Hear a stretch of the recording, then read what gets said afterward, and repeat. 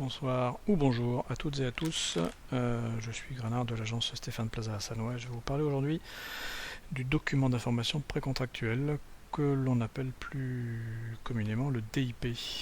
Alors l'objectif de ce document, c'est de vous fournir un minimum d'informations avant que vous soyez amené à signer un mandat avec une agence immobilière. On verra par la suite les quelques informations qu'on vous fournit. C'est pas un document que vous allez trouver systématiquement. Parfois les agences oublient de le faire signer. Parfois elles n'ont pas en tête qu'il faut le faire. Mais la loi l'impose. Sachez que potentiellement, si vous n'avez pas ce DIP et que vous avez signé un mandat, le mandat n'est théoriquement pas valable.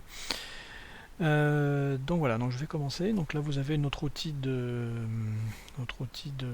l'agence dans lequel nous préparons les différents documents.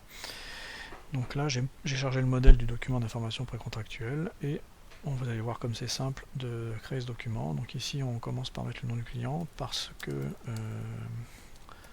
on a beaucoup de documents et donc c'est plus facile de rechercher les documents en fonction du nom du client. Enfin, on a d'autres critères bien sûr, mais voilà. Donc on met le nom du client. Ici vous avez le pavé qui concerne l'agence. Donc là vous avez toutes les caractéristiques de l'agence, la raison sociale, le capital, l'adresse, le numéro d'immatriculation au registre des commerces et des sociétés. Vous avez les caractéristiques de la carte professionnelle, l'assurance pour la garantie financière, etc., etc. Vous avez nos coordonnées, numéro de téléphone, mail, voilà. Donc vous savez exactement avec qui vous travaillez en amont de la signature du mandat. Ici on vous décrit, on vous rappelle que notre activité c'est une activité d'agent immobilier, qu'elle est soumise à la loi, donc à la loi Hoguet notamment, la loi Allure.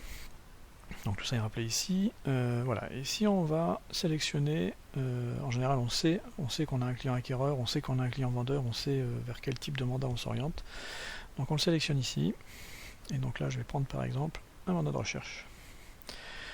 Et hop, automatiquement derrière, vous voyez, il y a un texte qui s'affiche et qui précise qu'est-ce qu'un mandat de recherche et quels sont les engagements réciproques des deux parties.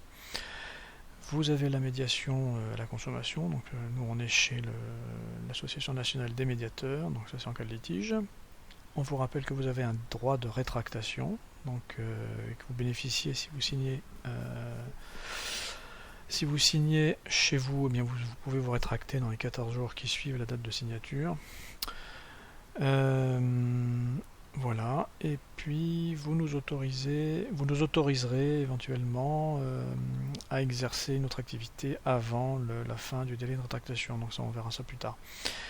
Ici on précise si on signe de manière électronique ou pas, donc nous ici chez Stéphane Plaza en général c'est électronique, et on vous donne un exemplaire de formulaire de rétractation. Voilà, j'enregistre, c'est terminé.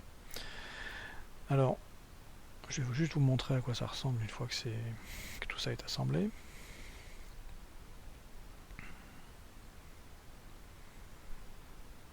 Voilà. Donc, on retrouve donc la page de garde, document d'information précontractuelle, on retrouve les caractéristiques de l'agence, notre activité, nos services, la médiation, votre droit de rétractation pour le futur mandat et le formulaire de rétractation, voilà, qu'on vous fournira également à la signature du mandat, donc il n'y a pas de souci de ce côté-là. Voilà, donc sachez que ce document, vous pouvez le signer, ça vous engage absolument à rien, c'est juste de l'information qui théoriquement est vraiment indispensable avant que vous signiez votre mandat. Voilà.